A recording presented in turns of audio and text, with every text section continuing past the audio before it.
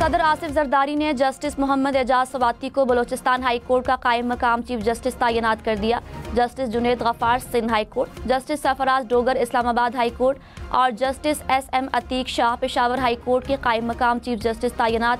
वजारत कानून ने high court के कायम मकाम चीफ जस्टिस की तैनाती के नोटिफिकेशन जारी कर दिए। बिजली कीमतों में कमी पर IMF एतराज़ का खदशा खत्म।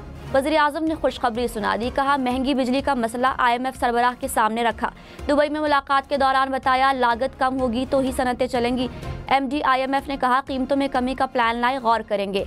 MD IMF ने भी वज़ीर आज़म शहबाज शरीफ से मुलाकात को शानदार करार दिया। प्रोग्राम नाफिज करने में हुकूमती कोशिशों का एतराफ़। सोशल मीडिया पर पैगाम में कहा तरक्की और रोज़गार पर पाकिस्तान के इक़दामात की हिमायत करते हैं।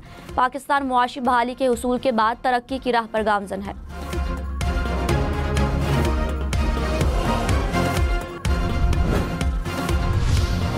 कराची, लाहौर, इस्लामाबाद समेत मुल्क भर के लिए बिजली सस्ती। कराची के लिए ₹1.23, बाकी शहरों के लिए ₹1.22 कमी। नेपरा ने माहाना फ्यूल एडजस्टमेंट की मद में मंजूरी दी।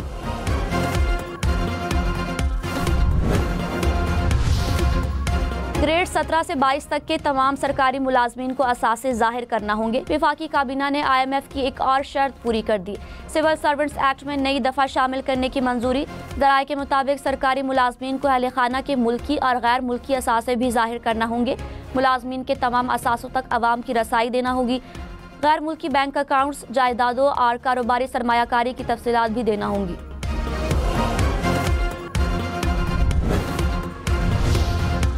Army chief general Syed Asim Munir ने कहा पाक फौज और अवाम में खलीज डालने की मुल्क दुश्मन अनासिर की कोशिश हमेशा नाकाम रही है और रहेगी। पाकिस्तानी अवाम बिलखुसूस नौजवानों का पाक फौज से इंतहाई मजबूत रिश्ता है। आर्मी चीफ का पाकिस्तान भर की मुख्तलिफ यूनिवर्सिटी से आने वाले तलबा से गुफ्तगू में पाकिस्तानियत अपनाने की ज़रूरत पर जोर। कहा तलबा अपनी तालीम पर खुसूसी तवज्जो दे। नौजवान पाकिस्तान के मुस्तकबिल के रहनुमा हैं, अपने आप को मुल्की तरक्की के काबिल बनाएं।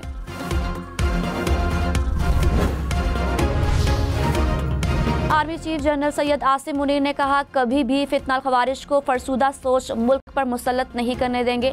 खैबर पख्तूनख्वा और बलोचिस्तान के अवाम दहशत गर्दों के खिलाफ आहनी दीवार की तरह खड़े हैं। हमें अपने मजहब, तहजीब और रिवायात पर फ़ख्र है। आइन का आगाज़ भी हाकमियत सिर्फ अल्लाह की है के अल्फाज से होता है। आर्मी चीफ ने सवाल किया फितनल खवारिज किस शरीयत और दीन की बात करते हैं। दहशत गर्दी के खिलाफ जंग में पाकिस्तानी अवाम की कुर्बानियों को सलाम पेश किया।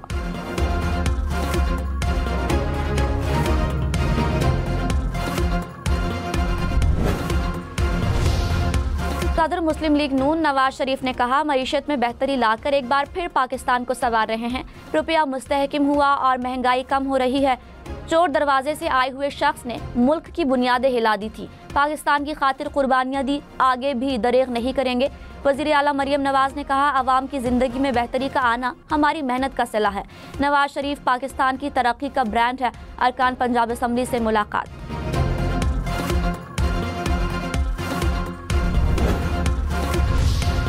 कराची में डाकुओं ने एक और जान ले ली। गुज़श्ता रोज़ लांड्री में जख्मी होने वाला नौजवान दम तोड़ गया। पुलिस के मुताबिक नौजवान से 2 डाकुओं ने मोबाइल फ़ोन छीना था। मकतूल ने पत्थर मारा तो डाकुओं ने फायरिंग कर दी। नौजवान अस्पताल में चल बसा। कराची में रवासा लूट मार के दौरान 11 अफराद कत्ल।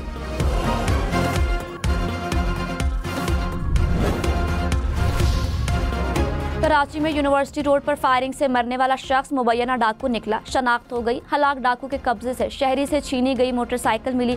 मुलजिम गुज़श्ता रोज मौसमियात के करीब फ्लाईओवर पर शहरी को लूटने की कोशिश कर रहा था। शहरी की फायरिंग से डाकू मारा गया जबकि उसका साथी फरार हो गया था।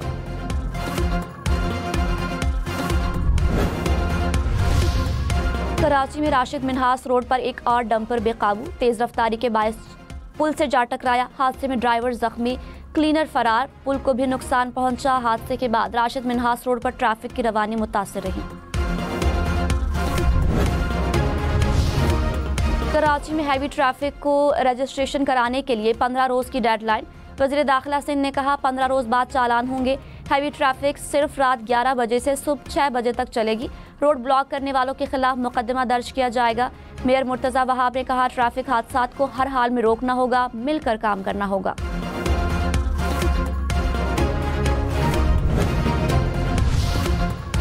गवर्नर सिंध कामरान टेसोरी ने कहा, डंपर ड्राइवर्स ने 70 से ज्यादा अफराद को कत्ल किया। जिनके बच्चे हादसात का शिकार हुए, उनकी माओं को क्या जवाब दूं? डंपर माफिया इस कदर ताकतवर है कि उनके खिलाफ कार्रवाई नहीं हो रही। जितनी तेजी से एक शख्स को गिरफ्तार किया, उसी तेजी से यहाँ कार्रवाई करें। कानून सब के लिए बराबर होना चाहिए।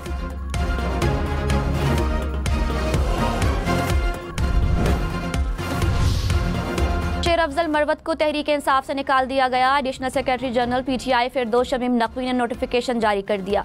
कहा, शेर अफजल को शोकॉज नोटिस जारी किया गया था। नोटिस के जवाब को देखते हुए पार्टी से निकाला जा रहा है। जुनैद अकबर खान ने कहा, शेर अफजल मुश्किल वक्त में मजबूत आवाज़ बने। ख्वाहिश होगी कि वो तहरीक इंसाफ में रहें। बानी पीटीआई से दरखास्त करूंगा।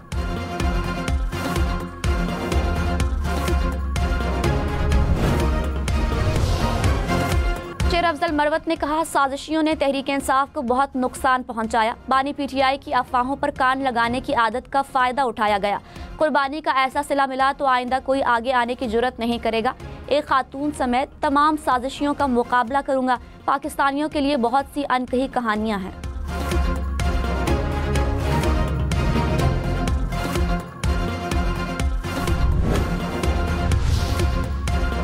रवा साल के वस्त तक इंटरनेट की रफ्तार बढ़ जाएगी। पार्लिमानी सेक्रेटरी आईटी की कौमी असम्बली इजलास में ब्रीफिंग। कहा, रवा साल के वस्त तक 5G लॉन्च कर दिया जाएगा। पीपल्स पार्टी के रुकन शगुफ्ता जमानी ने कहा, पता नहीं कौन सी मछली है जो सिर्फ पाकिस्तान की केबल खा जाती है।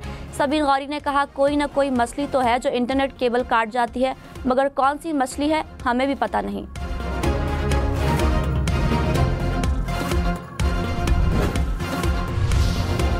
वज़ीर दिफा ख्वाजा आसिफ ने कहा, चीफ जस्टिस और IMF वफ़द की मुलाकात दोनों की रजामंदी से हुई। अदलिया मुलाकात से मना कर सकती थी। मुआशी सूरत हाल के लिए अदलिया अहम है। IMF हमारी ख्वाहिश नहीं, मजबूरी है। पाकिस्तान के एटमी प्रोग्राम के बारे में कोई खदशात नहीं।